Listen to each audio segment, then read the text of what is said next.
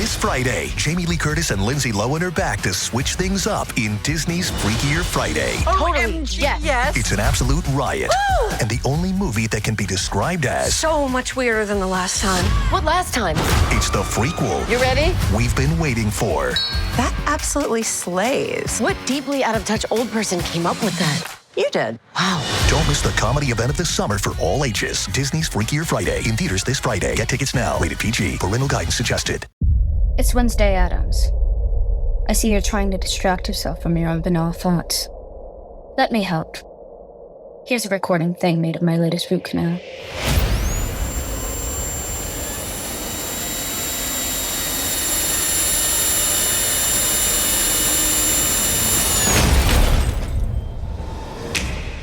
Wednesday, Season 2, begins August 6th, only on Netflix.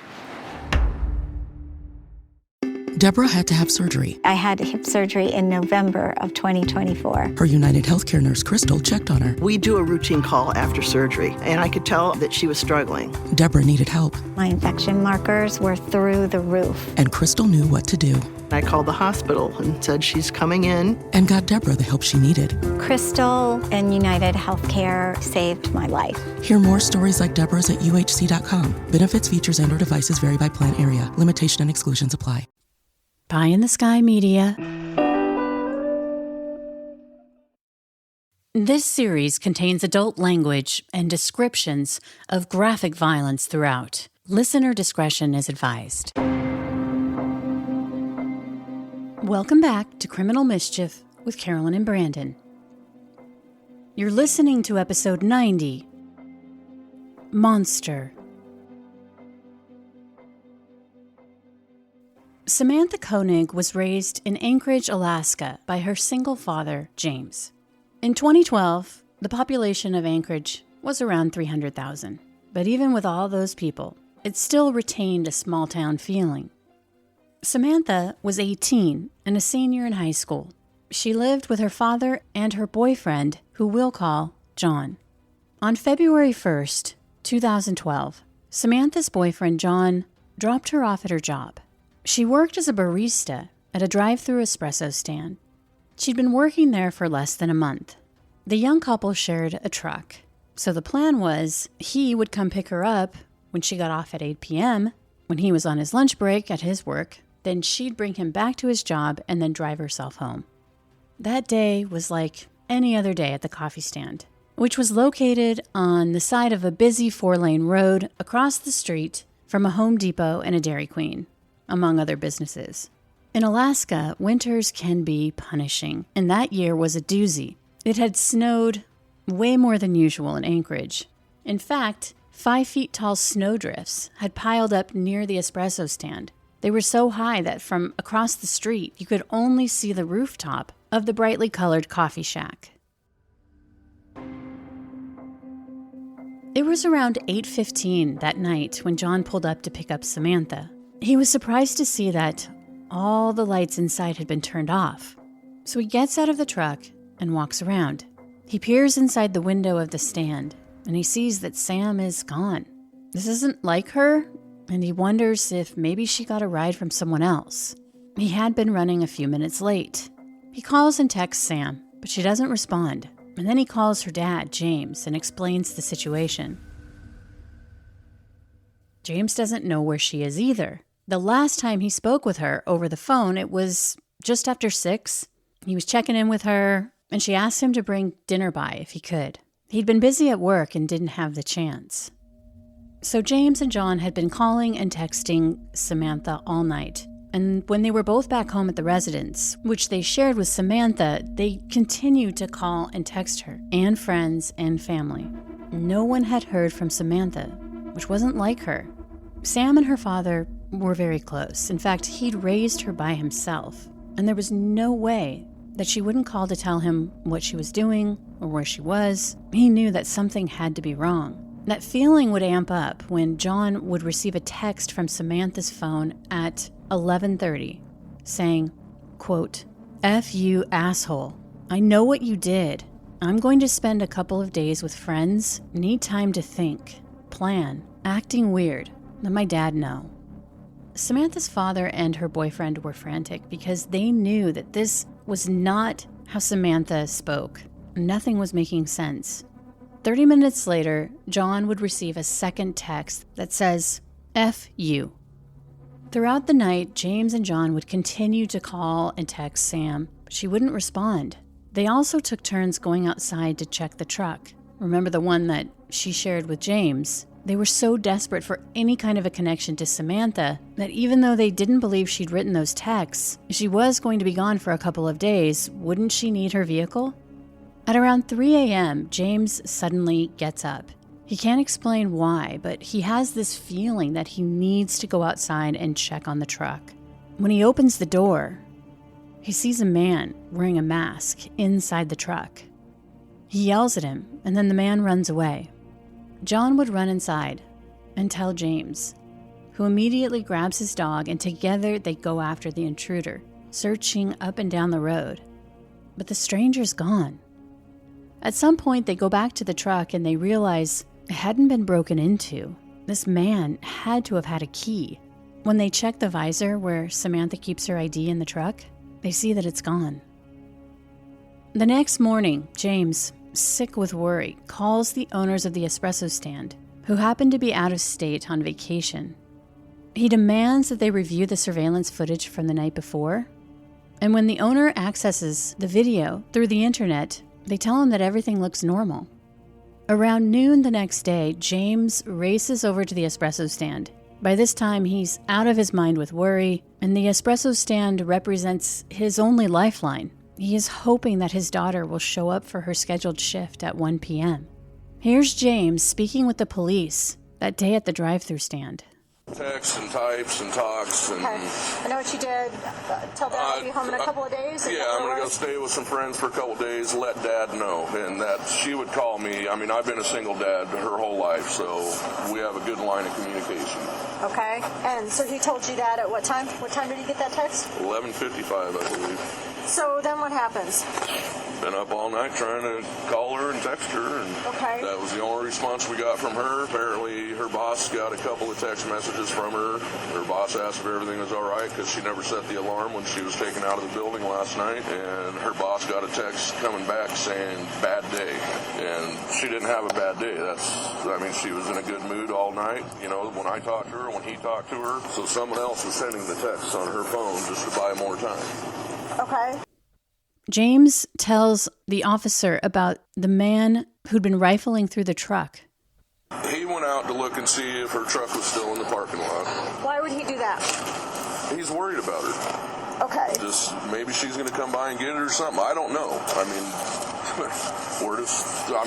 I'm going out checking on it too. But just so happens he goes out and checks on it, and there's some guy in a ski mask inside of her vehicle. And you guys called the police? No, he had the key. You guys can't do anything if he ain't breaking and entering. And the guy already ran down the road. We didn't get a description.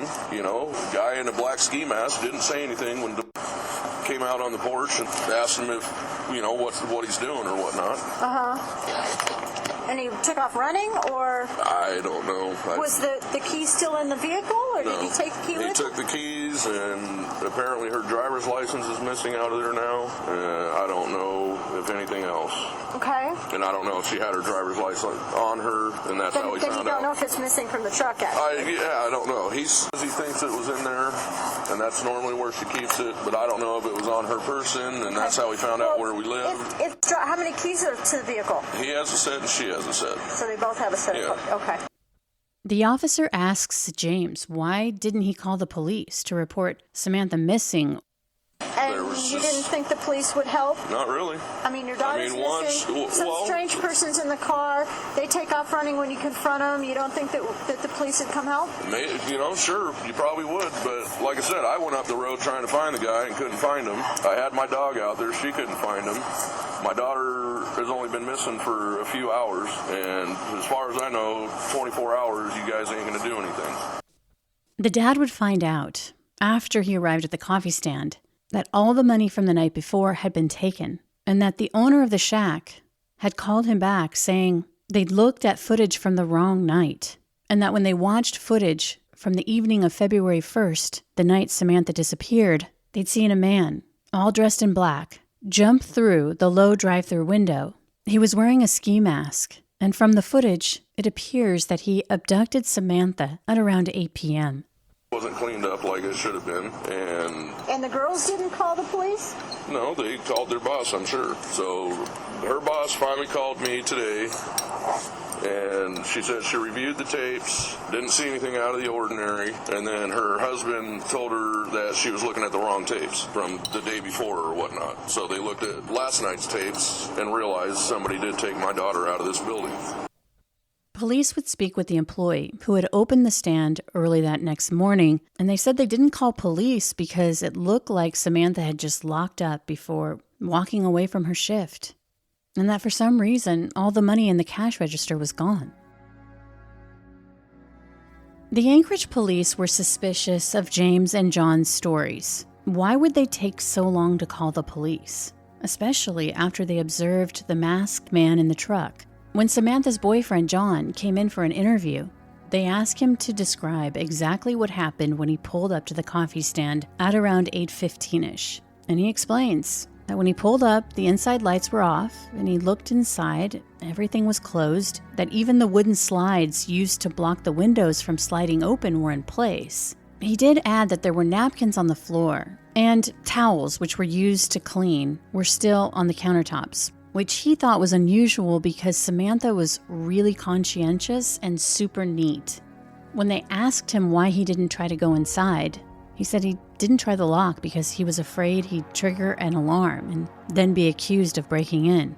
When he was asked about his relationship with Samantha, he would admit that it had been bumpy at one point, but that things were going really well recently, including the day that she went missing. When they pressed, why was it bumpy? He came clean, saying that Samantha had gotten jealous because he was flirting with other girls on Facebook. And he also admitted that the night that Samantha went missing, he'd called her at her job, and she told him that she couldn't talk because she was with a customer. Annoyed, he said, "Whatever," and hung up. And that was the last time that he'd spoken with Samantha. He readily shared with the detectives his phone, showing them the 11:30 text from Samantha, the one telling him that she needed a break and that she was going to go spend a couple of days with friends. Police weren't sure what to make when they reviewed the footage, showing Samantha as she does her closing prep work at the stand. Then, out of the frame, a man comes up and orders a coffee. A smiling Samantha makes it for him. When she passes it back, Samantha is seen putting up her hands. Then she turns off the lights, and the shack is now in darkness. But it's weird. If this was a robbery, why didn't she press a panic button which was close to the light switch? A large man dressed in black, wearing a hoodie and a ski mask, jumps through the drive-thru window. Samantha then goes to the floor, and the man goes down too, crouching next to her. A few minutes later, they both stand up and are seen walking out of the frame. The outside camera catches them walking close together into the darkness. But different people see different things. To those who know Samantha, this is clearly a robbery and abduction. But as the Anchorage Police Department detectives and now FBI review the footage, they wonder if Samantha knew the guy. Could she possibly be in on it? The police would focus a lot of their investigation on family and friends. A stranger abduction is so rare. Samantha's father, James, seems genuinely concerned about his daughter. But what was with the weird story with the stranger breaking into the truck? And why didn't they call the police? And then he didn't call the police when his daughter is missing and someone tries to break into her truck? Why hadn't Samantha pressed the panic button, which was right beside the light switch, which she turned off?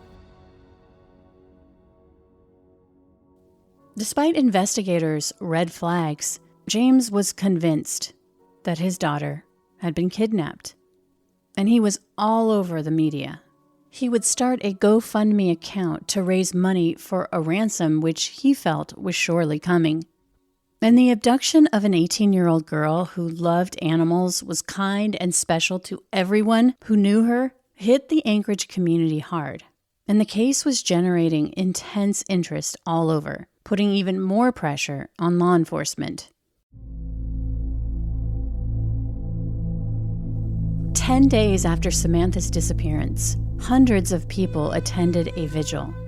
By then, the kidnapping had made national headlines. A young girl plucked from her job as a barista struck a chord. This could be anyone's daughter. In the weeks following Samantha's abduction, law enforcement were working overtime to figure out what happened to her, hoping that she was still alive, but they kept coming up empty. But after 3 weeks of silence from Samantha's phone, a text was sent to her boyfriend, John, on February 24th, 2012, giving him directions to a ransom note, which could be found at the Connor Park sign. The texter wrote, "Under a pic of Albert, ain't she purty?" Everyone in Samantha's inner circle took off for the park. On a bulletin board, they would find a picture of a flyer for a missing dog named Albert, and underneath that poster was a plastic bag with a photograph inside of it and a note. Immediately, the family called the police. The note was a typed-out message demanding $30,000 be deposited into Sam's bank account. The kidnapper said he had her debit card and the PIN number. The photo was a close-up of Samantha's face, along with a newspaper that was dated well after she'd been kidnapped. Samantha's dad would deposit $5,000 into her account, and just hours later, a man makes an ATM withdrawal using her bank card. He was wearing a hoodie and dark clothing with a face covering and gloves on his hands. Within minutes, investigators were at the ATM, but the masked man was already in the wind. And then it went quiet. A week later, on March 7th, Samantha's card was used again at an ATM machine. But this time, the man wasn't in Alaska. The withdrawal is made from Willcox, Arizona. A short time later, the card is used again in Lordsburg, New Mexico, then Humble, Texas, then Shepherd, Texas. In every single ATM withdrawal, it's the same. The masked man walks up to the ATM, fully disguised, and then he walks away. But investigators got lucky in Arizona, because in the background, they would see a white car that the suspect got into. They couldn't tell what the make or model was of the white car, so it wasn't a lot to work with. But it was something, especially when paired with the knowledge that the suspect appeared to be moving east across the I-10 corridor. And when a still of the car was rushed to the FBI, a specialist was able to determine that the vehicle was a Ford Focus. The FBI immediately sent out a bolo to the Texas Rangers, who blasted a be on the lookout across the state for a white Ford Focus with possibly plates from another state. On March 13th, an observant state trooper noticed a vehicle matching that description in the parking lot of a Quality Inn hotel in Texas. The trooper calls it in, and the FBI is immediately alerted.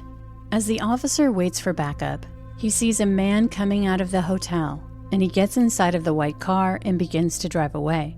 The trooper follows him and looks for a reason to pull him over. But the man driving the Ford Focus isn't breaking any laws. At first. The second he goes 3 miles over the speed limit, the trooper flips on his lights and pulls the driver over. When the man hands over his ID, the trooper sees that he's from Alaska, that he's a 34-year-old man, and his name is Israel Keys. The state trooper asks him to step out of the car. Keys is 6'2" and fit, with the lanky body of a long-distance runner, which matches the description of the man who jumped through the window of the coffee stand. When they search Israel Keys' vehicle, they find Samantha's ID, her debit card, cell phone, and a gun. They also find what appear to be the clothes, glasses, and face mask, which match the description of the suspect in the ATM surveillance videos. Israel Keys was arrested on March 13th in Lufkin, Texas, on charges related to having Samantha's debit card, cell phone, and driver's license. But they didn't have any physical evidence connecting Keys to the actual burglary and kidnapping. And Israel Keys wasn't talking. Investigators knew that time was running out for Samantha if she was still alive, and they quickly got up to speed on Israel Keys. At least they tried to. But he had no digital footprint, no social media accounts. A Google search, especially with his unique name, was almost unbelievable when Israel Keys came up blank. The only criminal record that he had was a DUI in Washington State when he was in the military. Israel Keyes had enlisted in the Army in 1998. He was stationed at Fort Lewis in Washington, Fort Hood in Texas, and also spent some time in Egypt. Keyes had taken the pre-ranger course, which is by all accounts a tough 61-day training that few people complete, and he passed with distinction. Keyes was honorably discharged in 2001. He had moved to Alaska in 2007 with his young daughter to live with his new girlfriend, Kimberly, who was a successful nurse. In Alaska, Keyes was a handyman. He owned his own business, and when they went to interview his neighbors, they essentially all said the same thing. He appeared quiet and hardworking. And Keyes' customers were very satisfied with his work, saying that he was extremely meticulous and highly skilled. He could fix or build anything, which is all to say that his background just didn't track with someone who would kidnap a young woman from a coffee stand. And when he was questioned, the only thing that he would say was that someone had left a Ziploc bag on the front seat of his pickup truck a few weeks ago. That inside the bag was a cell phone and that ATM card with a PIN number scratched on its face. He was like, someone left it in my truck as payment for a job. Investigators were like, we know you kidnapped Samantha. And he said, I don't know what you're talking about. The thing about Israel Keyes is they were learning that he was confident and surly, and he believed they had nothing physically to tie him to the burglary and abduction. And he was right. 2 weeks after Israel Keyes was arrested in Texas, he would be extradited back to Alaska, where they had enough to obtain a search warrant on the home that he shared with his girlfriend and his daughter. This he could not abide. Investigators were shocked to hear that on March 30th, Israel Keyes would say that he wanted to talk, but he had 2 conditions. First, the death penalty had to be taken off the table. And second, he wanted assurances that the FBI would keep his name out of the media as much as possible, that anything new that he shared would not be made public. He wanted them to stop tearing apart his home and upsetting his girlfriend, who he claimed was completely oblivious to his crimes, and that he didn't want his daughter to know the details of what he'd done. The feds would agree, saying that they would do everything in their power to meet his demands. When did you first meet Samantha Koenig? Never met her. Never even seen her before. So why did you go to the Common Grounds coffee shop on that night at that time? Because they were open late. Did you know that they were open late? Yep, staked it out maybe 2 or 3 days before. Walked by but didn't go close. Just walked by to see how many people were there and stuff. What investigators hadn't seen in that surveillance video from the night of the abduction was that Keyes was wearing a portable police scanner. When you went in there to the Common Grounds coffee stand, you intended to take her? No, I was open at that point, because I didn't know who was going to be there. So, you know. Open to what? To whatever. I mean, I was pretty determined that I was at least going to rob the place. I had my police scanner on. I had it in my ear, and there was something else going on the other side of town, so I knew there weren't going to be any cops in that area. There wasn't a lot of traffic. It was starting to snow. That night, Keyes walked up to the stand, ordered an Americano, paid for his drink, then pointed at 22 at Samantha and commands her to turn off the lights. He also says don't bother hitting the panic button because he'll know that he's wearing a police scanner. He tells her to drop to the ground, then crouches beside her and slides zip ties around her wrists. He swipes the money from the register and with Samantha by his side, forces her to walk with him outside into the night. What was your plan when you went there on February 1st? My plan was exactly what I did, but I was playing it by ear, but that's just the way they went. Yeah, kind of lost self-control, I guess you could say. Why do you say that? Because there were some things I wasn't counting on once I started talking to her, like the fact that she didn't have a car there. And why did that make a difference? Because I did not want her in my truck, but I was feeling a little invincible, I guess you could say. Why were you feeling invincible at that time? Because she was scared, and she did everything I said, and had like an adrenaline rush, I guess. Just decided to do it, see what happened. During this walk, Samantha would break free and makes a run for it, but he's faster and tackles her to the ground. pulls her to her feet, then jams his gun into her side, and they start walking together again. When they get to his pickup, which was parked near the Home Depot, there are people around. Yeah, there were people standing right in front of my truck, getting into a Suburban or something. Like, standing right there. And that was, I don't know, the whole thing kind of escalated because, like I say, I had my scanner, and I knew if anybody called, I had the 22, and I think she knew right then that I was serious, because I told her, I said, I don't want to hurt you, but this 22 is loaded with very quiet ammo, but it will kill you, so don't make me do it. And so we were, after that, she didn't try anything else, really. She just kind of nodded, and I said, look, you're gonna stand back up and pretend like, we're best buddies, and I'm gonna have my arm around you. And I had the 22 in my right hand. I had gloves on, but I had my hand around it, like the cylinder and everything. And I think I had the barrel against her ribs, but I had my hand around it, so because we had to cross-shoot her, and I knew, I couldn't just hold it normally, because I figured someone would notice that it was a gun. So I think after that she was very cooperative, and don't go in there with strangers. Once in the truck, he tells her that they're going to drive, and he's going to explain how he's only holding her for ransom, that he fully intends to let her go once he gets the money. Samantha tells him her family doesn't have money. He soothes her fear, saying it doesn't matter, because he knows the family will be able to get the public to donate money to a reward fund for her safe return. Keyes had made sure to place Samantha in the front seat, and he tells her as they're driving to only look at him as if they're in conversation. Pulled up to the light at Denali and Northern Lights, and there were 2 cop cars that pulled up right alongside of us. I know she saw them, but I had the gun the whole time. And she didn't do anything. Samantha's father would raise more than $70,000 in the weeks following her abduction for a reward. But everything else he told her was a lie. Keyes knew the second he laid eyes on her that he was going to kill Samantha, and that he was only giving her hope to keep her compliant, so she wouldn't make a run for it again. As investigators listened to Keyes, it was the first time that they were hearing just how many witnesses had seen him with Samantha that night and didn't put 2 and 2 together. If detectives had gotten video footage from the nearby businesses, it would have corroborated what Keyes would say next. How, when he realized that Samantha's cell phone and truck keys were inside the shop on the counter, he drives back with her at around 10:50 that night. Walked right into the coffee place, grabbed the keys. I think it was the keys that I grabbed.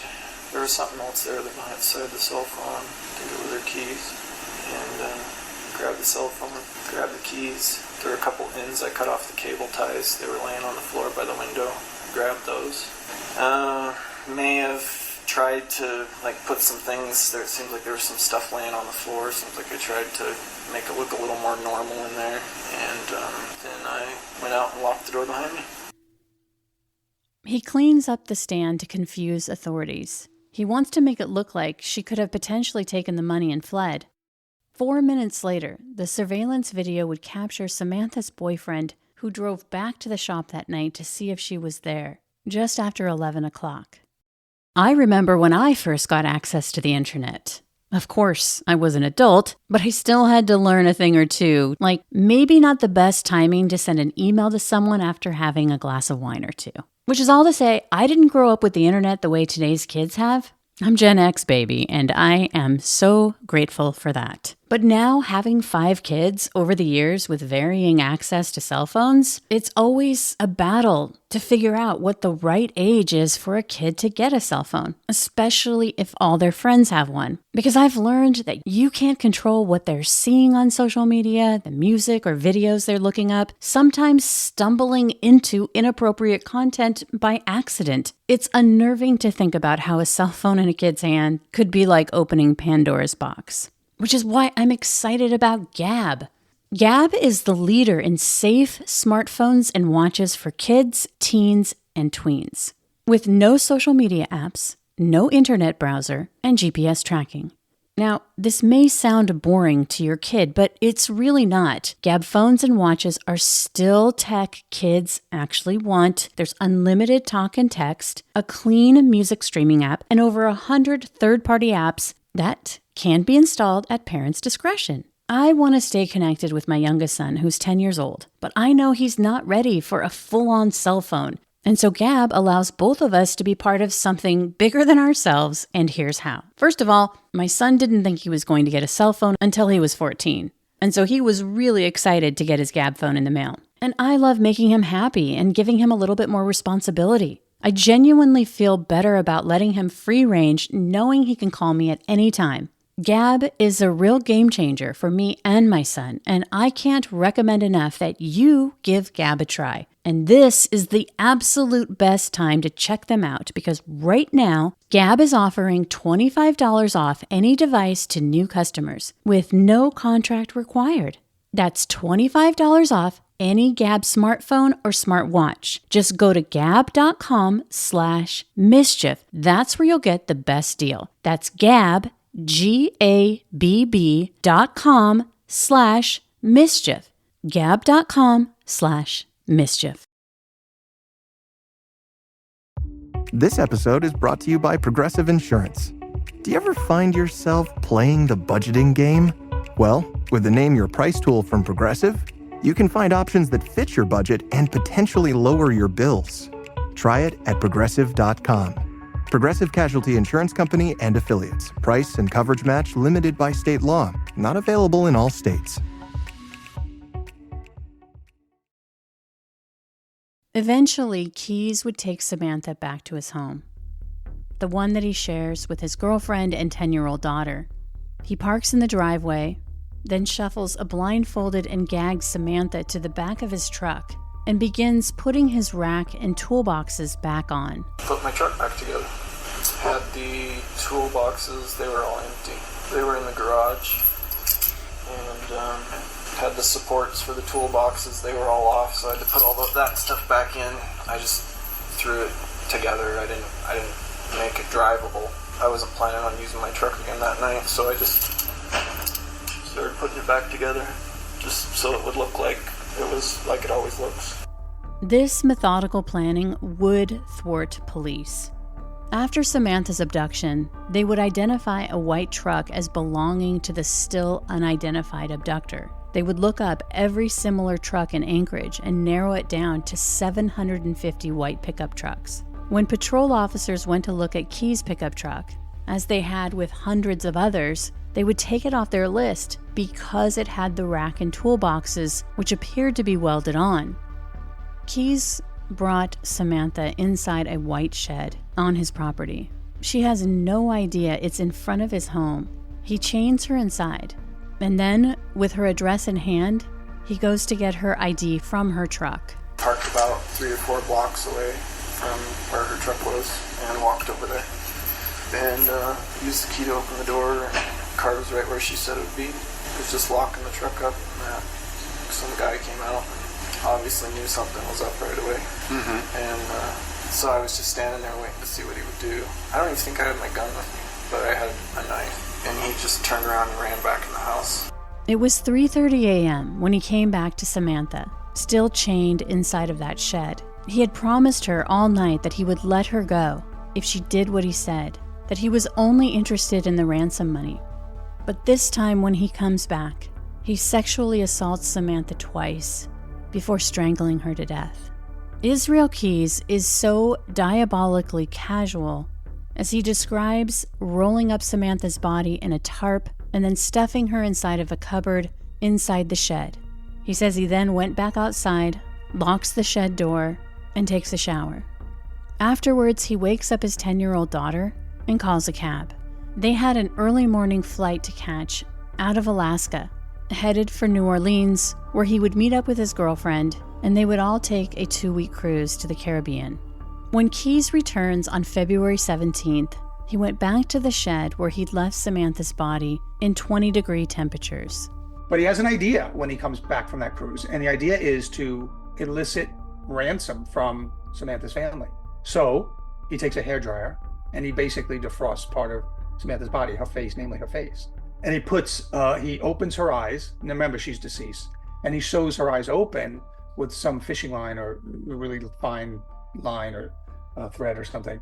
And he puts makeup on her, and he braids her hair, and he takes a picture of her with like a Anchorage Daily Press newspaper, kind of a proof of life type of photo. My name is Bobby Chacon. I'm a retired FBI special agent. I spent 27 years in the FBI, and now I'm a retired agent and screenwriter. The ransom demand was $30,000. If you'll recall, he placed that ransom note and photograph at the park before he texted Samantha's boyfriend. Well, let's talk about that. There was a text sent. Right. And did you send that text? Yeah. Like I say, you got your monster. I'm the only one who knows about it. Remember even generally what the text said? Yeah. Connor Park, under the pick of Alfred, which I think was a lost dog. Ain't she purty? Where'd you get the idea for that? Well, I don't know. Thought she was purty. Well, they're going to need to know where she was from the time that you took her on the 1st until the end of February. And I know you don't want to disrupt a lot of people, but it's going to be important for these guys to know. Why does it matter where she was? She was in the shed. Keyes would tell investigators that he had dismembered Samantha's body and disposed of her remains in Mananuska Lake, which was 35 miles north of Anchorage, and he would provide them with coordinates. It's a little hard for me to tell the scale. What would you say? No, that's it right there. Right where the hand is, right there. Right where that hand is. If you right click on that, and if it gives you latitude, longitude, you'll see. You go out there, you'll see. Keyes would tell them that he took 3 separate trips out to the lake. That's where she is. You said so that was the first day. You came back, you think once or twice more? Twice more. Twice more? What happened on the second time? There's a lot of stuff to move. I had my truck. You can't park down by the lake. There's a parking lot up by the highway, up by the Glen Highway. And I had that's where I would park my truck there. And I couldn't pull down more than about, I don't know, maybe 150 pounds at a time in the sled. So that's why I had to make 3 trips. And you're gonna need 5 different bags. Can you tell us what you pulled down on each one of those trips? First day was the head, legs, and the arms. Of Samantha Koenig? Yep. And the second day? The torso. And what should they look for specifically? Oh, they'll see it. She's not wrapped up or anything. Immediately, Bobby got a call. The way I got drawn into the Israel Keyes case was I was assigned to the Los Angeles field office of the FBI, and I was the senior team leader of the FBI dive team in Los Angeles. So the FBI only has 4 teams, and the other 3 are on the East Coast, in Miami, in New York, and in Washington, D.C. So my team covered pretty much the western part of the United States, all the way to the border of India and Pakistan. So that was our area of responsibility. So I got a call driving home one night, and and from my boss in Quantico, because the dive teams are covered by the FBI Laboratories Forensic Science Unit. So they cover us, they fund us, they train us, because we are forensic investigators. We are forensically trained. We're underwater crime scene divers. And so I got a call. I was in traffic on the way home on a Friday night, and I knew as soon as I saw my boss's number, it was late on the East Coast. I knew it was something, that he needed to talk to me right away. He said, we need you up there immediately. So I made a U-turn got off the next exit on the interstate, went back to my warehouse. The dive team is housed in what we call an off-site, which is basically a warehouse, covert warehouse. At the covert site in Los Angeles, Bobby would text all of his team members, telling them to get ready for a recovery dive in Alaska. I like to tell people I've taken my team from Anchorage, Alaska, under 5 feet of ice, all the way to southern Iraq in 130-degree temperatures, and we've dove everything in between. Off 150 miles off the coast of Honduras to recover a cocaine submarine that came out of Colombia and sunk, to southern Iraq, where we were looking for a weapon that was used by 5 U.S. soldiers to rape and kill a 14-year-old Iraqi girl. So we dive in a lot of different places in the world and a lot of different conditions. So I have no concerns about conditions. My divers are going to be able to handle it. Even so, the conditions were tough, and special precautions would need to be made because the lake was still frozen. Some of them met me there that night. We started prepping gear. Saturday, everybody showed up, all hands on deck, and we prepped the gear for a cold weather ice search. I was in communication with my bosses in Quantico because I was going to need a safety team. When you're operating on ice, everybody has to be anchored into a solid point some distance away from basically the holes you're going to be drilling in the ice to put divers in and put other equipment in. And that could weaken the ice. Somebody could fall in the hole. So everybody had to be harnessed. So that rope work and those harnesses and that how they get anchored is part of a safety team that we fly out of Quantico. So I wanted them on the Bureau's private jet. By Sunday, April 1st, the entire team was en route to Anchorage. Their first stop was the FBI office in Anchorage to debrief before the dive. Bobby remembers how ominous it was, walking into their garage bay and seeing the shed from Israel Key's driveway. And they literally put it on a flatbed truck and brought it to the FBI office for examination. And that's the place where Samantha was held, attacked, sexually assaulted, and murdered, and then dismembered, all in this shed. So I got to look at the shed as it was sitting there on pallets in the FBI garage in Anchorage.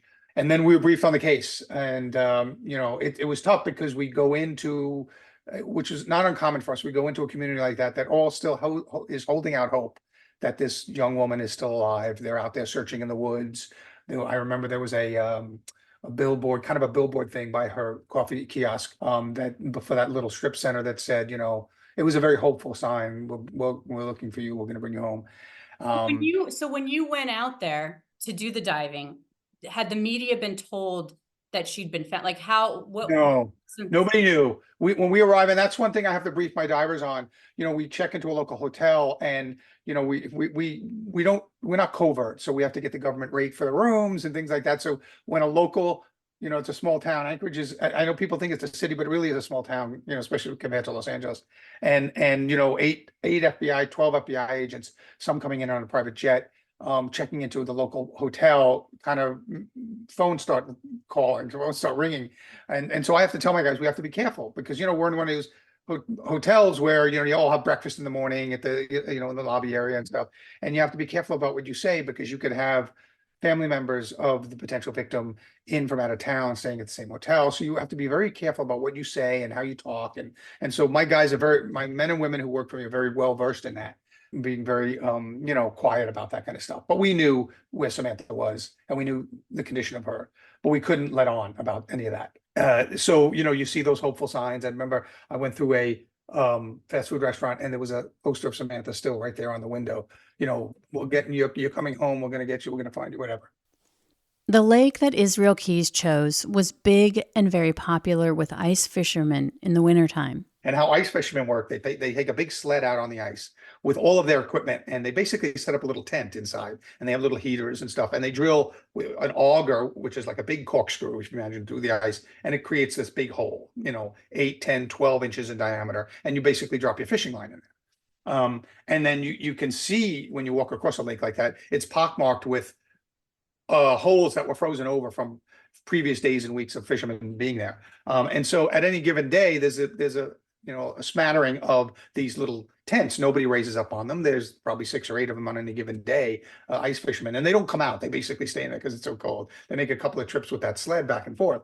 And so I think on 3 different trips, he took parts of Samantha's body and he drilled one of those holes like you would to fish. And he weighted that body with fishing weights, heavy, and then put those body parts in the lake. I mean, there were 5 separate pieces to Samantha after he was done dismembering her. At least that's what Keys claimed. Of course, they wanted to recover Samantha's body for her family, who still clung to the hope that she was alive, as did the rest of the community. But finding her remains would also be the nail in Keys' coffin. It would take hours for the dive team to set up their equipment on the ice. And by then, word had spread far and wide. Not only was the media there, but so were all levels of law enforcement. We get briefed by the special agent in charge of the Anchorage PD, of the Anchorage FBI office, and the police chief of Anchorage PD is there, and the detectives that are working the case with the FBI. And, they're all kind of biting at the bit, because at this point, remember, we don't know if Keys is telling us the truth or not. This is a guy we have in custody. We think he did it, but we're not sure. We don't know if he's, sending us on a wild goose chase and just pulling our chain for his own joy. I don't know. So we have to get up there. But, what they do tell us is the minute you can confirm that it's a human body or that it's Samantha, you have to let us know, because the community is on edge. We need to release this. We don't know how long we can keep this a secret. There's already rumblings. The reporters know that there's a bunch of FBI agents down from out of town. And then I knew that then once we get to the lake and start operations, it's a public, like, people are going to make phone calls and the media is going to arrive, and they did. So I knew that they wanted to have a press conference almost immediately upon us, locating her. So we get up to the lake. They had a Alaska State Trooper round the clock sitting there on that lake watching it, so that nobody went out there. From the moment that Keys told them that's where she was. And so we met with them. We started setting up operations. The Anchorage FBI SWAT team and the police department had a lot of resources there for us. Like, we had to use snowmobiles to get out to the lake, to the site. They would drill a hole about 12 inches in diameter where they believed Samantha's remains would be. A sonar device was dropped into the hole. When it reached the bottom of the lake, it did a 360-degree sweep, and they could start seeing the shadows of objects on the bottom of the lake. The depth was around 45 feet, and the water was crystal clear, but the floor was very silty. Right away, the sonar head picked up 5 distinct objects. Sonar operator in there, and he's expert at operating and reading the sonar images. I'm over his shoulder. The detectives and case agents are over my shoulder, and they're like, "Can we do it? Can we make the call?" No, you can't make the call yet. We have to now, explore these 5 objects. So the next thing, we cut a hole about 2 feet by 2 feet. We put basically a mini underwater robot, what we call an ROV, or remote operated vehicle. It's attached to the surface with a tether, and it flies. And so I have my pilot who's flying that little mini submarine, mini robot, next to my sonar operator, and they work together because the sonar operator can see the robot, and he can kind of guide the robot into one of these targets. The sonar tech helps guide the operator of the RV right in front of one of the 5 objects. And when he does, a huge plume of silt clouds the camera's vision. So I don't turn the camera on right away because I want it to settle. I want the silt to settle. I want a clear picture of what it's sitting in front of. I can see on the sonar that it's sitting like almost abutting that object. And it was a tense, 10 or 12 minutes that we were waiting for that silt to settle. And I was kind of watching my watch, and I could feel them breathing on the back of my neck because it's a very high profile case, obviously, and it's a lot of pressure on the local investigators. So at the time I thought was appropriate, I told the operator to turn on the camera, and as soon as he did, there's a human foot right in front of the camera. We see a human foot. So, I turned to him and I said, "You can confirm that we have human remains. I can't tell you that's Samantha, but I can tell you we have human remains on the bottom. So you can tell your bosses back in Anchorage that's what we have." Which meant that Bobby was going to send divers down into the freezing water to retrieve what they believed were Samantha's remains. They cut a huge triangle into the ice, about 12 feet on each side, and they splashed 2 divers into the water. So the air is coming from the surface. The divers on those big helmets, they have a camera, they have lights, they have everything they need. They have pneumatic tools if they need it. They didn't for this job. And they take down body bags. Now, one thing that was different about this case was we knew we had 5 body parts probably that we were going to be picking up. Normally, we would bag each one separately because the coroners, the medical examiners are very particular about these things. They want everything packaged as you found it separately. Keys had made a demand of the investigators that he did not want the fact that Samantha had been dismembered disclosed to the public. Why? That's where he drew the line. I think it might have been something he said about his daughter. I'm not sure.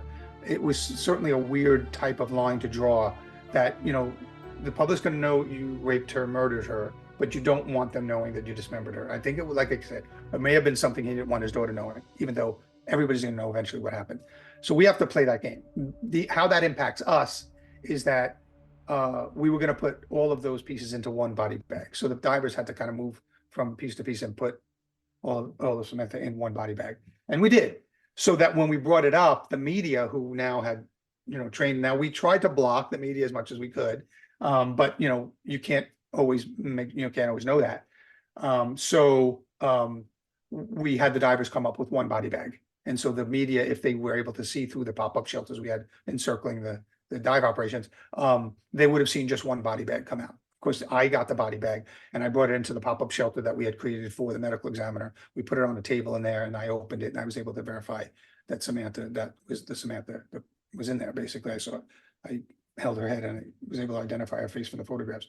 It was not that decomposed because the water was so cold and it was so dark that there's very little active fish life down there. Some, but not like warm salt water in the ocean. Before they began breaking down their equipment, Bobby took a moment with his team. One of the most odd things about it was a beautiful day.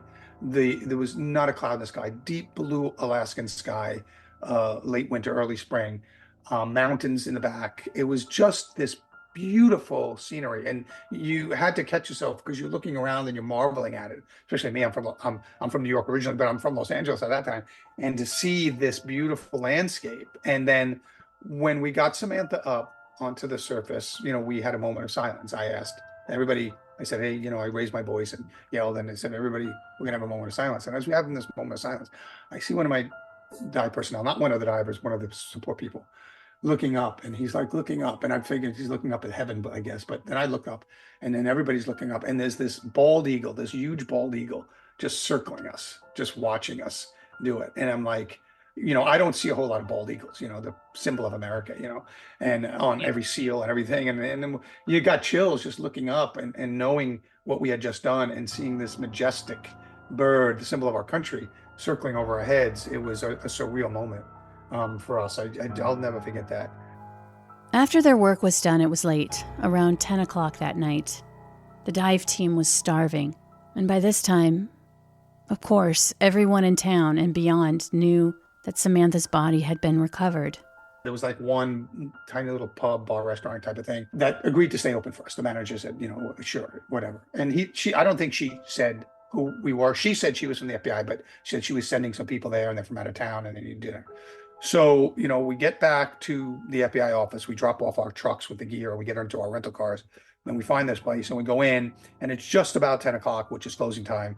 And the manager goes, oh, come on in. I knew you were coming. And there's about 3 or 4 people, maybe 5 people at the bar, and there's 1 or 2 tables still there. And the 10 o'clock news is on. And obviously the lead story is Samantha.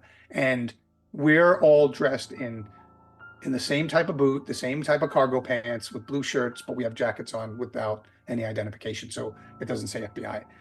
We changed out of those shirts. I think the manager led us over to 2 booths and he said, the first round's on me. And we went, no, you don't have to do that. He goes, I know who you guys are and why you're here. And he goes, and the first round's on me.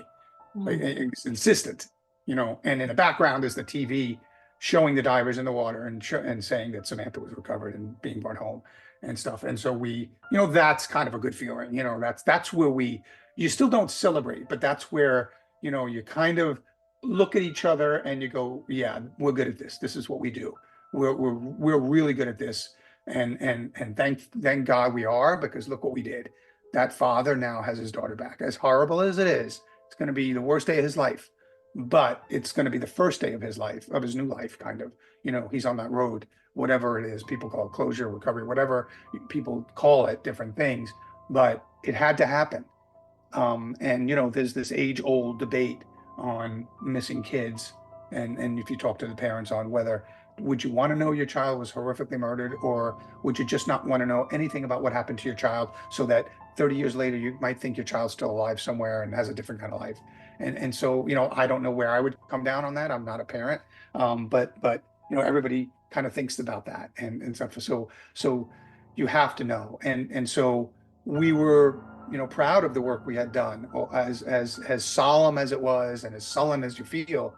We were proud that we were able to do that, to settle this case, to give this community some relief about where Samantha was. But Bobby says even though he's proud of the work he's done, these cases have left their mark on him.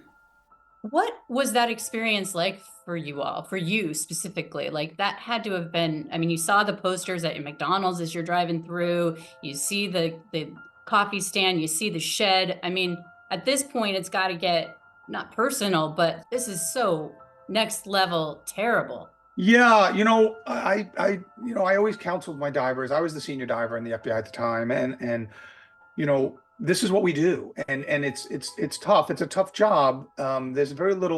There's a lot of satisfaction in it, but there's very little joy in it. It's one of those really weird type of taskings where I used to tell my divers in dive school when I was teaching them, I said, when we have a good day, somebody else is going to have a really bad day.